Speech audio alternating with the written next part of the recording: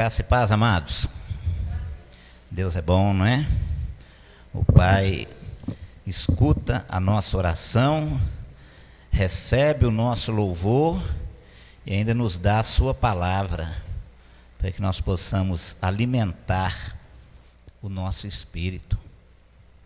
Eu já disse aqui várias vezes, né?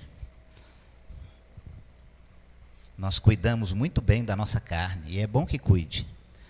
Mas o espírito, ele se alimenta disso, é da palavra, é de cânticos, é de oração, é isso que é o alimento do espírito.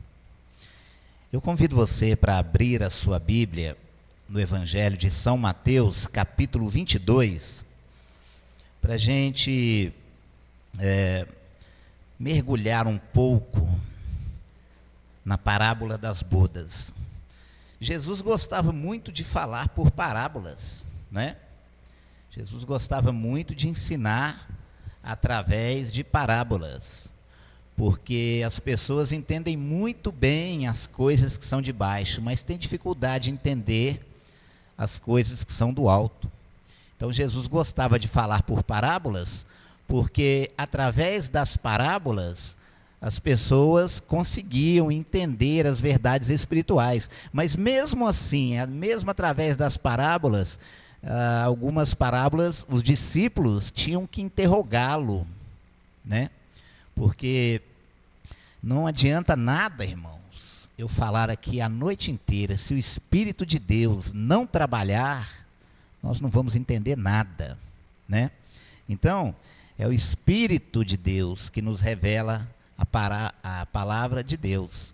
Então, vamos ler Evangelho de São Mateus, capítulo 22, nós vamos ler do verso 1 até o 14. Diz assim a palavra de Deus: a parábola das bodas. De novo entrou Jesus a falar por parábolas, dizendo-lhes: o reino dos céus é semelhante a um rei que celebrou as bodas de seu filho. Então enviou os seus servos a chamar os convidados para as bodas, mas estes não quiseram vir. Enviou ainda outros servos com esta ordem: dizei aos convidados: eis que já preparei o meu banquete, os meus bois e cevados já foram abatidos, e tudo está pronto. Vinde para as bodas. Eles, porém, não se importaram e se foram, um para o seu campo, outro para o seu negócio, e os outros, agarrando os servos, os maltrataram e mataram. O rei ficou irado e, enviando as suas tropas, exterminou aqueles assassinos e lhes incendiou a cidade. Então disse aos seus servos: está pronta a festa, mas os convidados não eram dignos. E depois para as encruzilhadas dos caminhos e convidai para as bodas a quanto encontrardes. E saindo aqueles servos pelas estradas, reuniram todos os que encontraram, maus e bons, e a sala do banquete ficou repleta de convidados. Entrando, porém, o rei para ver os que estavam à mesa, notou ali um homem que não trazia veste nupcial, e perguntando-lhe: amigo, como entraste aqui sem veste nupcial? E ele emudeceu. Então ordenou o rei aos serventes: amarrai-o de pés e mão e lançai-o para fora nas trevas. Ali haverá choro e ranger de dentes, porque muitos são chamados, mas poucos escolhidos. Amados, veja aí, né? Mais uma parábola, e é interessante, nós estamos vendo aqui nesse texto, Jesus contando aqui uma história que era familiar àquelas pessoas, né? Porque era comum que quando um rei fosse dar, né, um banquete, né, quando fosse celebrar o casamento do seu filho, ele cedia também vestes para as pessoas, né? Cedia vestes especiais para que as pessoas pudessem ali participar, né, daquela festa. Então, ele fazia o convite, mas hoje em dia, por exemplo, as pessoas usam ingresso, né? Usam ingresso para adentrar ali numa festa. Mas era comum naquela época que o rei cedia vestes ali para as pessoas. Então, veja que ele manda os seus servos a convidar as pessoas. E a palavra está nos dizendo que os servos chegavam ali naquelas pessoas e diziam: olha, o filho do nosso rei vai se casar, vai haver um banquete, ele está convidando vocês para as bodas. Mas aquelas pessoas não fizeram caso disso não, né? Veja aqui que aquelas pessoas não estavam preocupadas com isso. E o rei, ainda dando andamento, né, à sua festa, veja só, então enviou os seus servos a chamar os convidados para as bodas, mas estes não quiseram vir. Enviou ainda outros servos. Veja a insistência desse rei. Primeiro ele envia um grupo de servos. Olha, a festa já está sendo preparada, será no dia X, na hora Y, vocês estão convidados, devem ir, mas aquele povo não estava nem aí. E o rei, percebendo que não havia nenhuma movimentação, que não estava havendo boa vontade, ele envia outro grupo de servos. Gente, o filho do nosso rei vai se casar, vai haver uma festa, bodas, e vocês estão aí fazendo pouco caso. Então, veja aqui a insistência daquele rei. E a palavra chega a nos dizer que o desprezo era tamanho que eles pegaram ali os servos do rei e os maltrataram, e alguns foram até mortos. Não é isso? Então, veja como que prossegue aqui esta parábola. Eles, porém, não se importaram e se foram, um para o seu campo, outro para o seu negócio, e os outros, agarrando os servos, maltrataram e mataram. O rei ficou irado e, enviando as suas tropas, exterminou aqueles assassinos e lhes incendiou a cidade. Então disse aos seus servos: está pronta a festa, mas os convidados não eram dignos. Então, veja aí, a partir do momento que aquelas pessoas não honraram aquele rei, não honraram o seu filho, fizeram pouco caso desta festa de bodas, o rei decide impor um juízo ali àquelas pessoas. Mas por causa disso a festa tinha acabado? Não, o rei decidiu que haveria a festa de um jeito ou de outro. Porque a vontade do rei não podia ser contrariada. Veja a nova ordem que ele dá aos seus servos: e depois para as encruzilhadas dos caminhos, e convidai para as bodas a quanto encontrardes. E saindo aqueles servos pelas estradas, reuniram todos os que o encontraram, maus e bons. E a sala do banquete ficou repleta de convidados. Entenderam aí? O rei manda um convite especial: venham, mas as pessoas fizeram pouco caso. Aí ele torna a insistir, manda de novo os seus servos para convidar aquele grupo de convidados, mas eles, demonstrando, né, a falta de respeito, o pouco caso para com o rei, além de maltratarem os servos do rei, ainda os matam. Então o rei, enfurecido, declara juízo, manda suas tropas, mata aquelas pessoas, incendeia a sua cidade, mas a festa tem que seguir. Então o que ele diz? Olha, o meu filho vai se casar de um jeito ou de outro, vocês vão convidar quem vocês encontrarem pela cidade, sejam maus ou sejam bons. E a palavra diz que no dia da festa a casa se encheu. O banquete era grande, era vasto, muitas pessoas ali. Então, prossegue ainda, né, no verso 11, dizendo que o rei entra. Ele entra ali dentro do palácio para ver os convidados. Veja só: entrando, porém, o rei para ver os que estavam à mesa, notou ali um homem que não trazia veste nupcial, e perguntou-lhe: amigo, como entraste aqui sem as vestes nupciais? E ele emudeceu.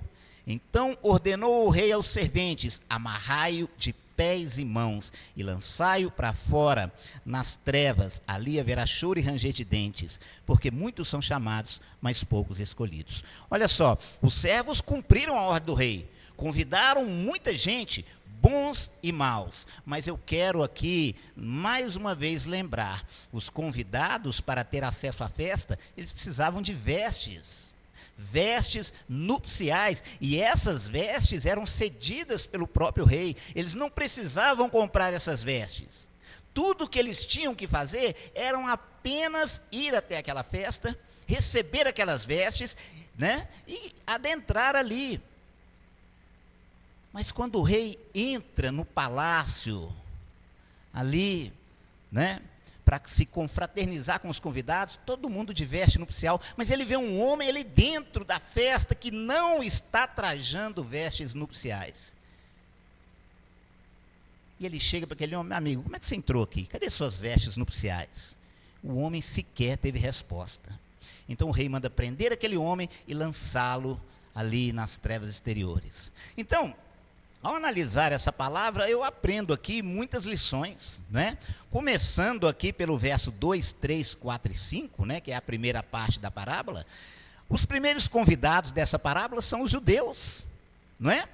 Você viu que desde o início, a palavra de Deus foi proclamada aos judeus.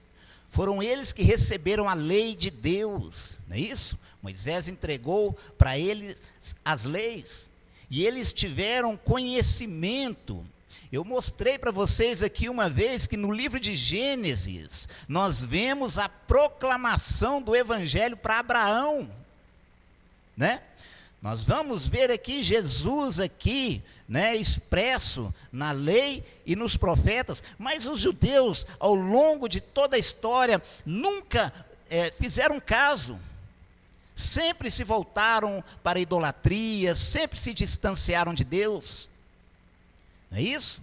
Rejeitaram os servos de Deus que foram mandados. Você viu aqui que primeiro Deus mandou um grupo de servos para convidá-los. Esse grupo eram os profetas, Jeremias, Isaías, Amós, Obadias, Ezequiel, que foram proclamar, né, o evangelho da salvação para aquele povo, mas eles os rejeitaram. E aí você vê que depois Deus manda uma segunda leva de servos para convidar, para insistir com aquelas pessoas. Quem eram esses segundos servos?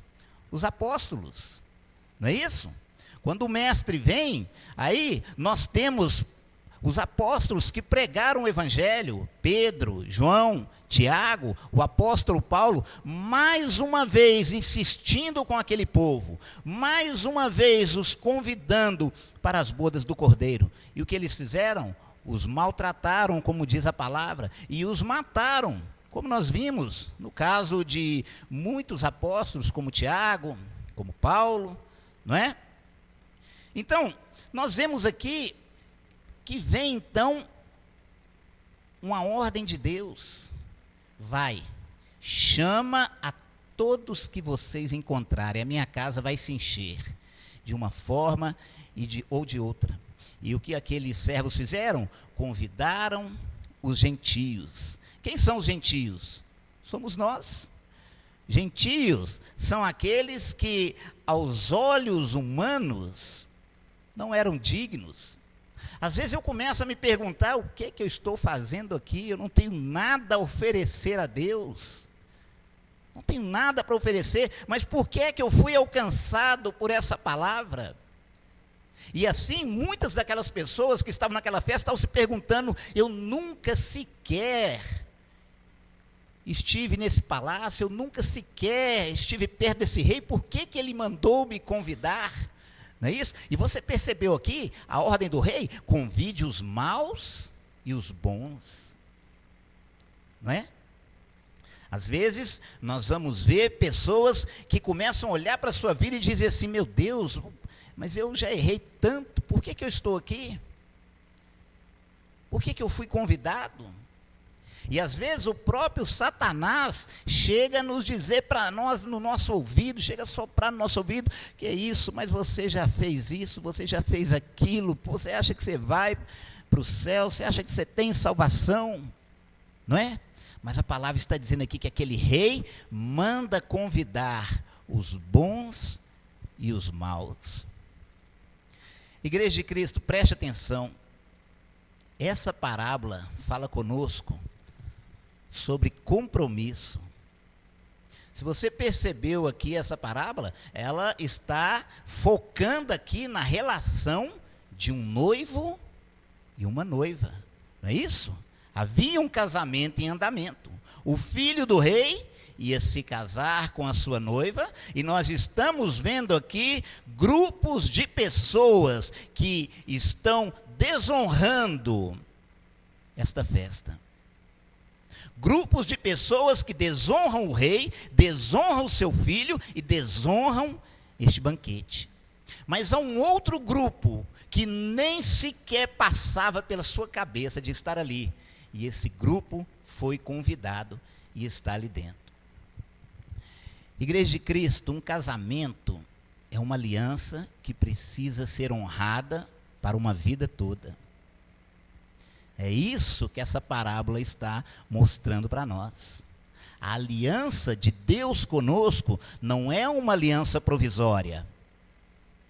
Não é uma aliança, como nós temos visto ultimamente, de muitas pessoas que se casam hoje para se separar amanhã.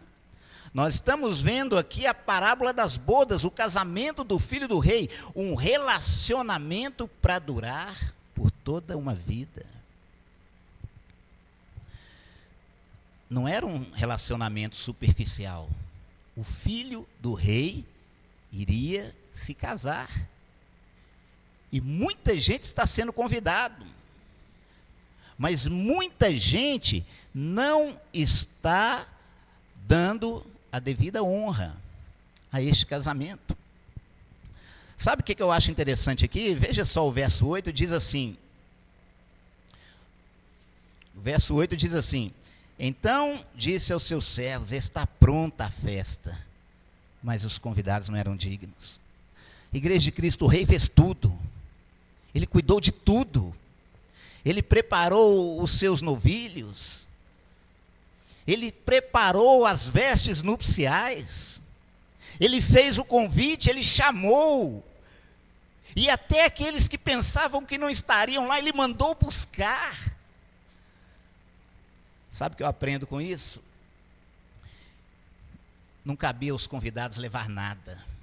Estava tudo pronto. Tudo estava preparado.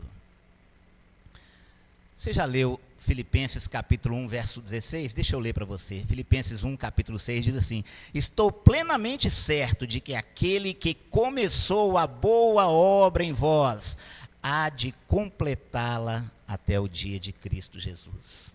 Aquele que começou a boa obra em nós. Sabe, você não precisa fazer nada. Ele está cuidando de tudo. É Ele quem te chamou. É Ele quem te purificou. É Ele quem te libertou. É Ele quem te veste de graça. Aquele que começou a boa obra em vós, há de completá-la até o dia de Cristo Jesus. Eu chamo isso de segurança da salvação. Você não precisa acordar de manhã pensando assim: nossa, hoje eu estou salvo. E de tarde você fala assim: não, hoje eu estou condenado. E amanhã você fala assim: não, eu estou salvo de novo. Não, peraí, eu estou condenado. Não, será que eu estou salvo ou será que eu estou condenado? Não, aquele que começou a boa obra em vós, há de completá-la até o dia de Cristo Jesus. Sabe o que é maravilhoso? É que todo dia Deus trabalha em nós. Todo dia Deus está nos aperfeiçoando. Um dia é uma obra constante. Né?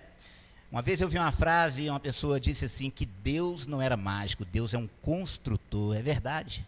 Uma das maiores verdades que eu já vi na minha vida. Deus é um construtor. Todo dia Ele trabalha em nós. Todo dia Ele nos aperfeiçoa. Todo dia Ele age em nossa vida. Porque aquele que começou a boa obra, Ele começou a boa obra quando Ele nos chamou, quando Ele mostrou esse evangelho para nós, quando Ele nos trouxe, tirou nosso pé de um charco de lodo e colocou sobre uma rocha firme. Então disse aos seus servos: está pronta a festa. Não se preocupe, meu irmão, a festa está pronta. Ele já cuidou de tudo. Ele já fez tudo. Cabe a nós, agora, nos deleitarmos neste banquete. Preste atenção no verso 9 e 10. E depois as encruzilhadas dos caminhos e convidai para as bodas a quanto encontrardes. E saindo aqueles servos pelas estradas, reuniram todos os que encontraram, maus e bons. E a sala do banquete ficou repleta de convidados. Irmãos, o plano de salvação é progressivo. Você vai encontrar Deus salvando lá no Velho Testamento. E vai encontrar Deus salvando também no Novo Testamento. Não é? Você já leu, né, a história de Raabe, que era uma prostituta que vivia em Canaã. E quem dava alguma coisa por aquela mulher? A mulher era tão desprezada que ela morava em cima da muralha. Ninguém queria ela como vizinha. E o que Deus faz? Varre aquela cidade do mapa, mas salva uma simples prostituta que ninguém queria tê-la como vizinha. E o que dizer, né, dos ninivitas? Os ninivitas eram os homens mais sanguinários que existiam naquela época. E veja que Jonas se recusava a pregar aquele povo, porque a vontade de Jonas era que descesse fogo do céu e consumisse aquelas pessoas. Mas ele aprendeu que o plano de Deus não pode ser frustrado. E ele foi e pregou aquela cidade. Uma cidade inteira foi salva. Ide e anunciai a maus e a bons. Quando a gente lê a história de Ruth, né, uma moabita, hoje é onde é a Jordânia, né, não fazia parte da aliança, não pertencia ao povo de Deus, mas foi salva pela graça de Deus. Não era da aliança, mas foi salva, foi chamada. Ide e chamai maus e bons. E a sala do banquete se encheu. No Novo Testamento também, nós encontramos pessoas que não eram da aliança. A mulher cananeia, está lembrado da mulher cananeia? É aquela mulher que está lá, Senhor, por favor, a minha filha. E Jesus falou assim, olha, eu vim para os judeus. Ela falou assim, sim, mas os cachorrinhos comem das migalhas que caem da mesa. E Jesus falou, mulher, sua fé é grande demais. A mulher não pertencia à promessa, não tinha a promessa que tinham os judeus, mas ela cria, ela acreditava. Ide chamai tanto a bons como a maus. Não é isso? Igreja de Cristo, e o que dizer do centurião Cornélio? Um cidadão romano. Também não tinha lei, também não tinha promessa, era um cidadão romano, mas ele falou assim, Senhor, meu servo está quase à morte. Jesus falou assim, eu vou lá e vou curar. Ele falou, não precisa de ir, eu creio. Se o Senhor falar que ele vai ser curado, eu creio. Não é? Depois você vê Pedro vai ali e anuncia o evangelho para aquelas pessoas. Que maravilha, você vê o plano de salvação de Deus de Gênesis até Apocalipse. Igreja de Cristo, preste atenção, o chamado de Deus é, na verdade, uma ordem.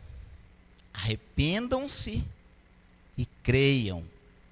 A mensagem do Evangelho é, na verdade, um caráter de duplo sentido.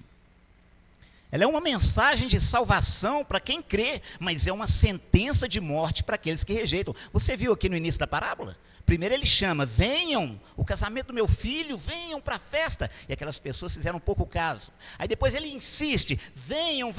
E aí a palavra diz que eles matam aqueles servos que foram convidá-los. E o que o rei faz? Determina juízo. Manda os seus exércitos, mata aquelas pessoas e queima a sua cidade. O Evangelho é uma mensagem de salvação para aqueles que creem, mas é uma sentença de morte para aqueles que a rejeitam. Ele tem cheiro de vida para aqueles que creem, mas ele cheira a morte para aqueles que o rejeitam. Sabe por quê? Paulo chega a dizer na carta aos Romanos que os homens são indesculpáveis diante de Deus, porque os céus proclamam a glória de Deus, não é? Para a gente finalizar aqui, vamos ver aqui o verso 11, que diz assim: entrando, porém, o rei para ver os que estavam à mesa, notou ali um homem que não trazia veste nupcial. E perguntou-lhe: amigo, como entraste aqui sem veste nupcial? E ele emudeceu. Então ordenou o rei aos serventes: amarrai-o de pés e mãos, lançai-o para fora, nas trevas, ali haverá choro e ranger de dentes, porque muitos são chamados, mas poucos escolhidos. Chama-me a atenção aqui, que durante a festa, quem faz a inspeção é o rei. Você percebeu isso aqui? Normalmente, numa festa, tem muita gente trabalhando, né? Tem a segurança, tem garçons, tem os copeiros, mas nesta festa, quem está inspecionando é o próprio rei. E ele está observando as pessoas que estão trajados com as vestes nupciais, as vestes que ele mandou fazer para os convidados, não é? Eu disse a vocês, as vestes eram feitas pelo rei, eram dadas por ele, só cabia as pessoas vesti-las.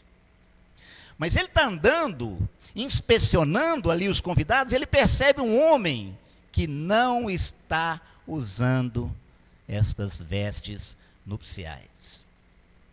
Irmãos, preste bem atenção. Nós estamos vendo aqui que cabia ao rei a inspeção. Irmãos, preste bem atenção numa coisa que eu quero chamar a sua atenção. Às vezes nós temos o hábito de observar as coisas, né? Às vezes nós pensamos assim: aquele irmão não está certo, aquela irmã não está certa, mas eu quero que você entenda uma coisa: quem faz a inspeção é Deus, é Ele quem julga, é Ele quem conhece o coração do homem. Quantas vezes nós julgamos o nosso próximo? Quantas vezes nós fazemos juízo das pessoas? Mas você está vendo aqui que quem faz a inspeção é Deus, é o rei. É Ele que está olhando tudo. É Ele que está acompanhando ali os convidados daquela festa. Então, eu vejo aqui, irmãos, uma parábola que nos mostra que o desprezo pelo rei e por seu filho. O que eu posso aprender com esse cidadão que está dentro desta festa sem usar as vestes nupciais? Essa figura representa aqueles que dizem sim ao evangelho, mas as suas vidas contradizem o que eles estão dizendo. Você veja que aquele homem, ele foi convidado, ele foi chamado, e ele chegou a entrar dentro da festa, ele está lá dentro entre os convidados, mas ele não passou no crivo do rei. Preste bem atenção, Igreja de Cristo, as portas do reino estão abertas, mas permanecer lá dentro exige responsabilidades. O convidado só queria comer ali no banquete. O convidado só queria se deliciar ali com aquele banquete. Só queria se divertir ali, mas nada de responsabilidade. Aquele intruso não estava ali vestido com a graça dada pelo rei. Esse homem simboliza aqueles que vêm à igreja somente com interesse em bênçãos. Este homem representa aqueles que querem Jesus como seu Salvador, mas não como seu Senhor. Querem a bênção, mas não querem o dono da bênção. As portas do reino estão abertas, mas permanecer lá dentro exige responsabilidade. Para a gente terminar, eu chamo a sua atenção para a tranquilidade daquele homem, né? Olha só, entrando porém o rei para ver os convidados que estavam à mesa, notou ali um homem que não trazia veste nupcial. Você já pensou, você está numa festa que todo mundo está trajado a rigor e você está lá de camiseta regata, de short, de bermuda, né? E todo mundo trajado ali para aquele evento, né? Honrando o filho do rei, mas o cidadão está lá à vontade, né? de qualquer jeito. E não está nem aí. Você percebe claramente que ele não está nem aí, porque ele não sai, ele está lá dentro. Ele está lá entre os convidados. Então, Igreja de Cristo, sabe o que eu aprendo aqui? A pior coisa que pode acontecer na vida do cristão é quando ele fica insensível. Aquele homem está percebendo, está tudo errado, mas para ele está tudo bem. Ele está errado, mas está tudo certo, não é? Algumas pessoas vivem na prática do pecado, mas parece que está tudo bem. Parece que está tudo normal, né? Às vezes, nós estamos insensíveis à voz do Espírito de Deus, como aquele homem. Ele está percebendo que ele está errado. Está percebendo que ele está fora do que está acontecendo ali, mas ele não está nem aí. Ele está lá de qualquer maneira, não é? Às vezes nós nos tornamos surdos à correção de Deus. Às vezes nós nos tornamos insensíveis à correção do Espírito Santo. Como aquele homem está dentro de uma festa onde as pessoas estão trajadas adequadamente, mas ele está lá de qualquer jeito, com qualquer roupa, não está levando em conta a honra que está sendo dada ali ao filho do rei. Deus deseja nos vestir de graça. Deus deseja nos dar as vestes de graça para que nós possamos permanecer nas bodas do Cordeiro. Mas é preciso lembrar, estar dentro do reino exige responsabilidade. É preciso discernir aquilo que honra a Deus e aquilo que o desonra. E esse homem demonstra claramente aqui que para ele tanto fez como tanto faz. Então, amados, eu finalizo aqui essa parábola, chamando a sua atenção aqui para a importância de nós estarmos sensíveis à voz de Deus, para a importância de percebermos aquilo que o honra e aquilo que o desonra. Nós somos chamados, nós somos convidados, né? Muita gente que foi chamada, que foi convidada, está como aquelas pessoas, fizeram pouco caso, desprezaram o convite do rei, mas você foi convidado. Você foi chamado, mas nunca se esqueça que estar dentro do reino exige responsabilidades. Não podemos ser como aquele homem que estava insensível, que estava surdo, que estava cego e que para ele tudo estava bem. Porque quem faz o julgamento, quem faz a inspeção é o próprio rei. Amém, amados? Vamos orar, agradecer a Deus pela sua palavra. Pai eterno, eu te louvo, Senhor, pela sua palavra, te louvo pela sua bondade, pela sua misericórdia. E nós vimos aqui, ó Pai, que mesmo sem merecer, aquele que começou a boa obra, há de concluí-la até o dia de Cristo Jesus. Então, ó Deus, eu peço-te que o Senhor venha nos vestir de graça, que o Senhor venha, ó Pai, nos vestir com a tua graça maravilhosa, para que nós não sejamos encontrados em falta do banquete de Cristo com a sua noiva, Pai. Tem misericórdia, trabalha em nós, Pai, nos ajude, nos dá entendimento, e que mais uma vez o teu nome seja glorificado, ó Pai. O Senhor possa nos ensinar, ó Deus, que estar dentro do reino implica em responsabilidades. Cuida de nós, ó Pai. Nos dê uma semana abençoada. Em nome de Jesus, que o Senhor possa, ó Deus, abençoar a nossa família. Que o Senhor possa, Pai, atender as nossas súplicas, as nossas petições, para a honra e a glória do teu nome. Amém. Amém, amados. Que Deus abençoe. Eu desejo a todos uma semana abençoada. O culto está encerrado, os irmãos têm liberdade. Amém.